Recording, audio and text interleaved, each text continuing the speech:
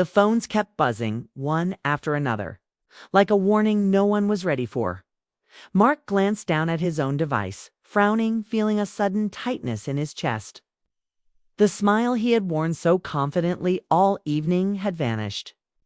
He swiped the screen, expecting a routine notification and email, a message, but the words he saw froze him in place. "Is this Ethan?" Julia's voice trembled as she held up her phone. Ethan's name was there, bold, shining in headlines he had barely noticed. The photo beneath it showed him standing tall at a conference, calm, confident, a quiet authority in his stance. His work, the late nights, the endless messages, the campaigns no one understood, all captured in those few sentences on the page. Mark's laughter from minutes earlier disappeared. He felt a sinking, hollow sensation in his stomach. All the teasing, all the jabs he thought were harmless, suddenly seemed small, cruel, and meaningless. Claire leaned over to whisper to Ethan, a soft smile on her lips. "Looks like they finally see you." Inside, the room had gone silent, phones in hands. Eyes widened. Their mother, her hands clutching a dish towel, stared at the screen, tears brimming but not falling yet. Their father's fork hovered midair, frozen in disbelief. Even cousins and aunts shifted uncomfortably in their seats. The table that had moments ago been filled with chatter and laughter was now dominated by awe. A mix of respect and surprise settling over everyone. The headline read, "Behind the scenes, the man who built the community that raised millions." More notifications came, one after another. Interviews, articles, short videos of Ethan speaking at events, helping charities coordinate campaigns across states and even countries. He had created a digital space that people depended on, people who had never met him, but whose lives he had changed without fanfare or applause. Mark's confident demeanor wavered. Ethan's calm presence filled the room like a quiet storm, steady and undeniable. "You," Mark began, then stopped. He looked away, ashamed. Every insult, every mocking word he had spoken at dinner, now felt like a distant echo of ignorance. Ethan remained silent. He didn't need to answer. Evidence was there, glowing from every phone and screen. The truth of his work, of his dedication, needed no defense. Their mother finally found her voice. "Why didn't you tell us, Ethan?" Her words were soft, almost broken, full of longing and confusion. I didn't think it mattered," Ethan said simply. His voice carried neither anger nor pride, only honesty. "I wanted to focus on the work." Julia, Mark's wife, stared at him, eyes wide. "You've been leading campaigns, organizing communities, helping people around the world, and we didn't know." Ethan gave a small, almost shy nod. "I never wanted to brag. It wasn't about recognition. The kind of silence that fills a room when people finally realize they have underestimated someone. The kind that forces them to reconsider their assumptions. To confront their own arrogance." Mark's lips pressed together tightly. He finally spoke, but his voice was low, hesitant. I was wrong, Ethan. I didn't understand." Ethan's eyes met his brother's, calm but not cold. "It's okay," he said. "You don't have to understand. You just need to respect it." The mother's eyes glistened with unshed tears. "You've always been remarkable. And I didn't even notice." Ethan smiled faintly, a mix of relief and bittersweet emotion washing over him. It wasn't about making Mark or anyone else proud. Never had been, but the acknowledgement was welcome. Claire reached for his hand, squeezing it lightly. A silent message that she always knew.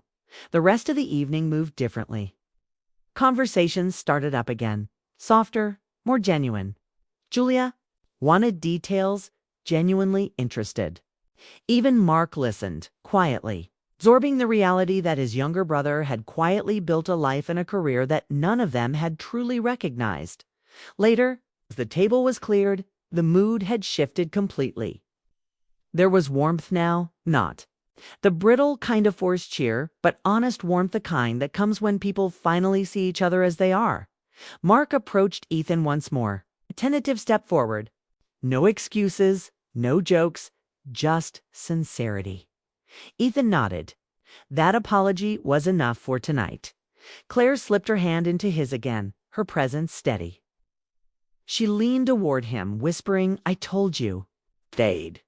Ethan looked up at the night sky, the snowflakes catching the light from the porch. The world felt lighter somehow. The weight of judgment lifted. He realized something important. Recognition is nice, but it's not what gives life meaning. The work, the quiet impact on lives that will never be in headlines. That was what mattered most. Inside, behind the warm glow of the kitchen lights, his family reflected in their own way. They were changed. Not all at once, not perfectly, but enough. They had glimpsed the depth of his life, the strength of his character, and it reshaped their view of him forever. Ethan didn't need to boast. He didn't need to fight. He only needed to exist in his truth, and that truth spoke louder than any words could dot. As the night drew on, he and Claire stepped outside together, snow dusting their coats. They walked quietly, the cold crisp in their lungs, the stars above, bright and steady. The air smelled of pine and possibility. "I'm glad I came," Ethan said softly. Claire smiled, warmth radiating from her despite the cold. "So am I. You didn't just prove them wrong, you reminded them what really matters." Ethan exhaled, letting the tension of years drift away. For the first time, he felt seen, not by the world, not by accolades, but by the people who mattered. Those who loved him genuinely.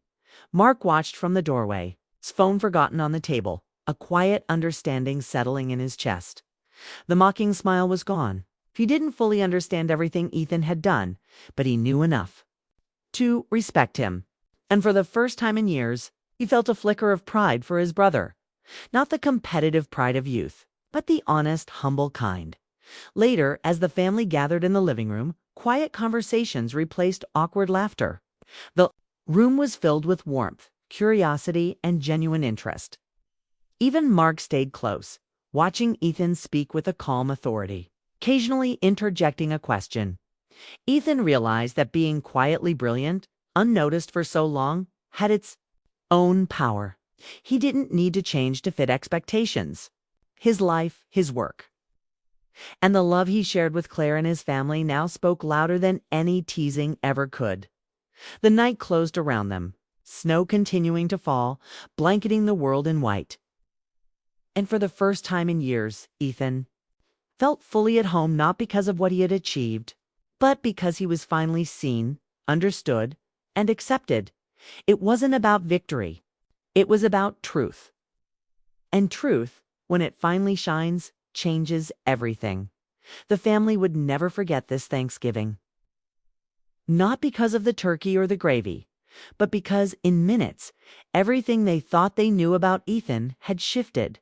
Their faces had changed, and so had their hearts. Ethan, walking hand in hand with Claire into the falling snow, felt lighter than he had in years. The quiet strength he carried for so long had finally been acknowledged. And in that acknowledgement, a new chapter had begun, one of respect, understanding, and the quiet romance of finally being seen for exactly who he was. The joke landed like a slap, and the table went quiet before anyone could laugh. Thanksgiving dinner was barely 10 minutes old, the turkey still shining under the kitchen lights, when Mark decided it was time. He leaned back in his chair, confident, relaxed, the kind of man who never doubted his place in a room. His voice carried easily over the clink of plates. "So," he said, smiling at everyone, "Ethan's still doing that little online job, right?" The words hung there. Ethan sat straight, hands folded, jaw tight. He had prepared himself for this moment the entire drive from Toronto to Ohio. He told himself it wouldn't matter. He told himself he was stronger now. Still, the familiar heat crept up his neck. Claire noticed. She always did. She reached for her water glass just to give him a second to breathe. Mark chuckled. I just don't get it.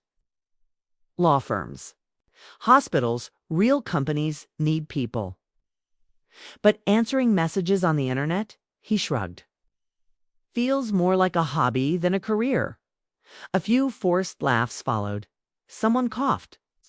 Their mother glanced toward the kitchen, pretending to check on the food.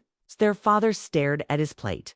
Ethan smiled politely, the practiced smile of someone who had learned to disappear without leaving the room.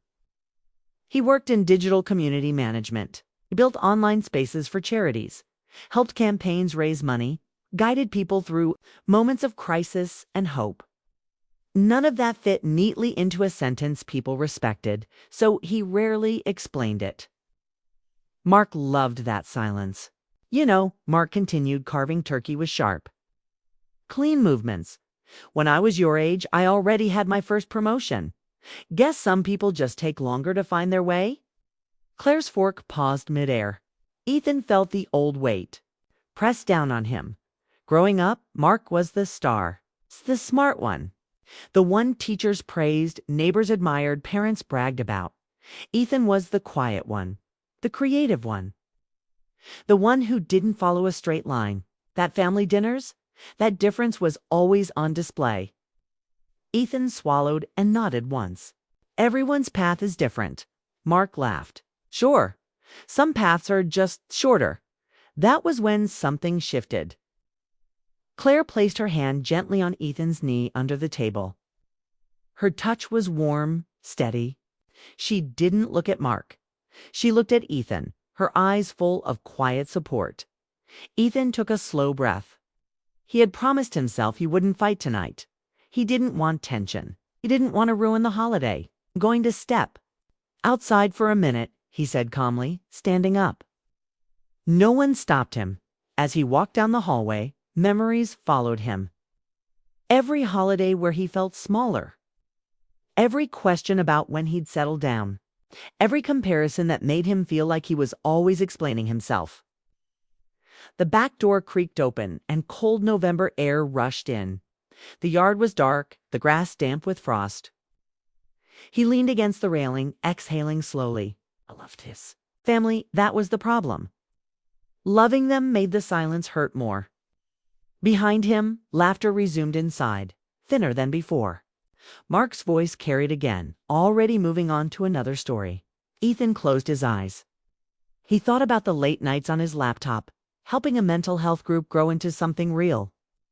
The emails from strangers thanking him for creating a place where they felt safe. The campaigns that raised money faster than anyone expected. None of it looked impressive at a dinner table, but it mattered. The door opened again. Claire stepped out, pulling her coat tighter. "You okay?" she asked softly. Ethan nodded, though his chest felt tight. "I didn't want to cause a scene." "You didn't," she said. "He did." She stood beside him, looking out into the dark yard. "You know," she added, "half the people at that table have no idea what you actually do. And the other half wouldn't understand even if you explained." Ethan smiled faintly. "That's been my whole life." She turned to him. "I understand." That mattered more than she knew. Inside the house, phones began to vibrate. At first, it was subtle. A buzz here, a screen lighting up there. Julia glanced at her phone, frowning. She scrolled, then tapped. Again. "That's weird," she murmured. Mark waved it off. "Probably work stuff." But then another phone buzzed.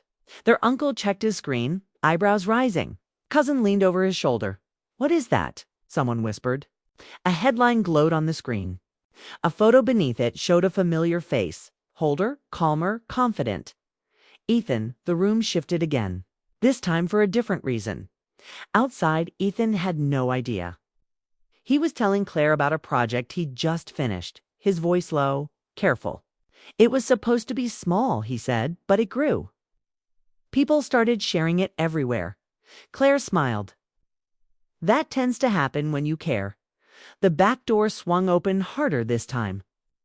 Ethan, their father, called, voice tight, with confusion. "Can you come inside for a second?" Ethan froze. He exchanged a look with Claire. Something felt off. Not bad, just different. When he stepped back into the dining room, every conversation stopped. All eyes were on him. Mark was standing now, phone in his hand, his confident smile gone. His face looked pale, uncertain. Their mother held her phone close to her chest, tears already forming. "Why didn't you tell us?" she asked. Ethan blinked. "Tell you what?" Julia turned her phone toward him. "This? All of this?" Ethan recognized the article instantly. He'd almost forgotten it was publishing. Today, silence filled the room as people read. Words like global communities, millions raised, behind-the-scenes leadership floated through the air. Mark swallowed hard. Ethan felt his heartbeat steady, not faster, not proud. "Just calm. I didn't think it mattered," he said quietly. Mark opened his mouth, then closed it again. For the first time, he didn't have a joke ready. The room felt smaller, warmer, heavier with understanding. And somewhere between the half-eaten turkey and the glowing screens, everything Ethan thought his family believed about him began to crack. The night was far from over.